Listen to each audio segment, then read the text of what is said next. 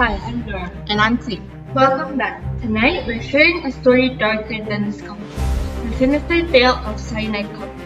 A cup of coffee that wasn't just an afternoon energy drink, but a deadly trap hiding secrets of betrayal and tragedy. Imagine sipping your drink, never suspecting what's lurking inside, what could change life forever. How did something so ordinary become a poisoning spreading fear, mystery, and heartbreak? Tonight, we uncover the chilling truth behind cyanide coffee. The story that haunts those who dare to drink. So, are you brave enough to listen? Grab your coffee if you're there. In today's crime news, we have chosen to discuss and share how a single cup of Vietnamese coffee can change the world, betrayals, even a heartbreak. Cyanide coffee, a tragedy and a crime that's not yet really been solved, but due to many evidence and assumption, makes it more interesting to dive in. The cyanide coffee case revolves around the death of Wayan Mirna Salihin after she drank a coffee at the Jakarta cafe. Many assumed her friend Jessica Kumawang So was responsible, especially because she acted strangely before and after the incidents. After conducting an investigation, judge confirmed that Jessica was convicted of murder and sentenced to 20 years in prison. So, before we start, we are going to tell you the short recap of the story. In January 6, 2016, Jessica, Mirna, and a friend met a cafe named Oliver, where Mirna drank a coffee that is later found to contain cyanide. She also collapses and is rushed to the hospital, but she died. January 15, 2016, Jessica is named as the suspect of Mirna's death. June 15, 2016, the trial of Jessica Kumolo Wongso begins in Jakarta.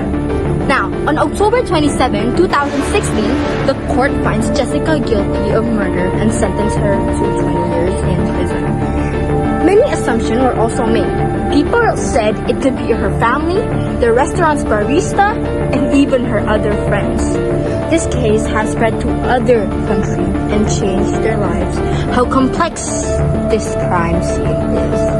Now, diving in, the case began when a young woman named Mirna collapsed and died after drinking a Vietnamese coffee that contained cyanide. But before we break into the case, let's go over the background of both the suspect and the victim. So Mirna was from Indonesia and she had a boyfriend and studied at Billy Blue College Design of Australia. During college, she became close friend with 3 other Indonesian students, Jessica, Farah, and Hani. Among them, Jessica was the closest. They kept in touch even after graduating. In 2015, Mirna got married with her boyfriend, but surprisingly, Jessica wasn't invited to the wedding. Mirna's husband said that Mirna had grown cautious of Jessica, which explained why Jessica wasn't invited to the wedding. This deeply hurt Jessica, who claimed to be betrayed by her best friend. After that, their friendship slowly drifted apart. In January 2016, they met up at the cafe in Jakarta, where Hani had suggested the place. Jessica ordered Vietnamese coffee for Mirna. A few minutes after drinking it, Mirna suddenly collapsed, and it looks like she got poisoned. Witnesses immediately called for help. One of the cafe staff told the police that Jessica had seemed suspicious, especially around the time she ordered Vietnamese coffee for Mirna. The police later went over and looked at the CCTV footage and noticed suspicious behavior. Investigators said that the CCTV footage showed unusual behavior from Jessica, including covering the drink and appearing nervous.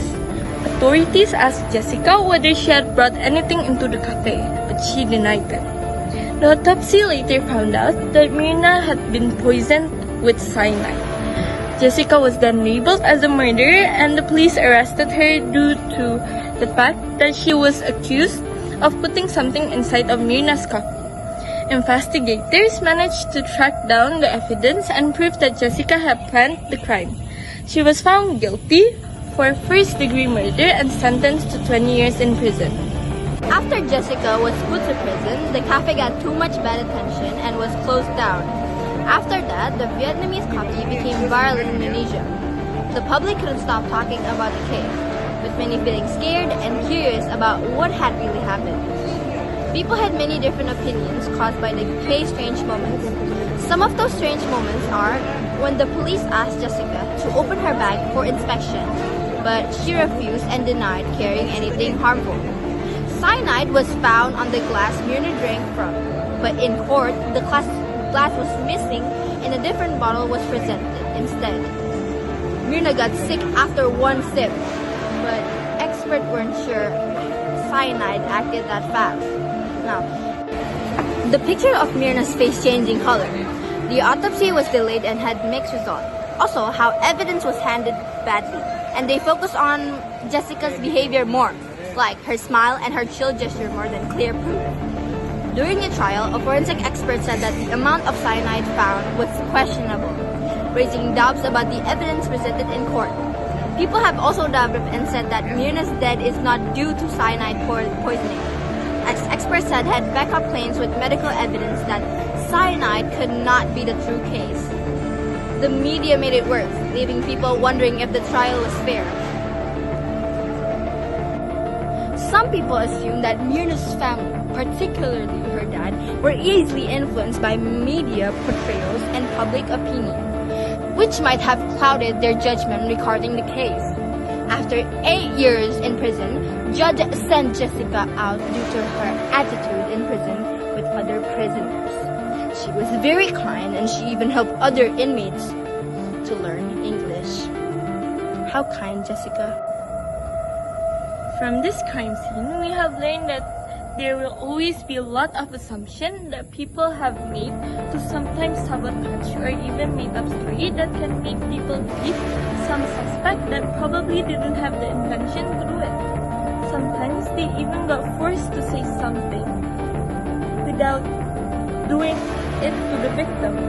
This case reminds us how important it is to never harm others, no matter how angry you feel, because taking someone's life is a serious sin. Also, we must learn to bear and forgive one another by what God said on Exodus 20 verse 13 and Colossians 3 verse 13 that says, "You shall not murder, bear with each other and forgive one another if any of you has a grievance against someone. Forgive as the Lord forgave you." In conclusion, although the case has not yet been solved, this case shows how dangerous hate can be. Let's not follow the path. Instead, let's choose to spread kindness, spread love, and help others. Be a blessing, show God's love to others, repent, and make the world a better place.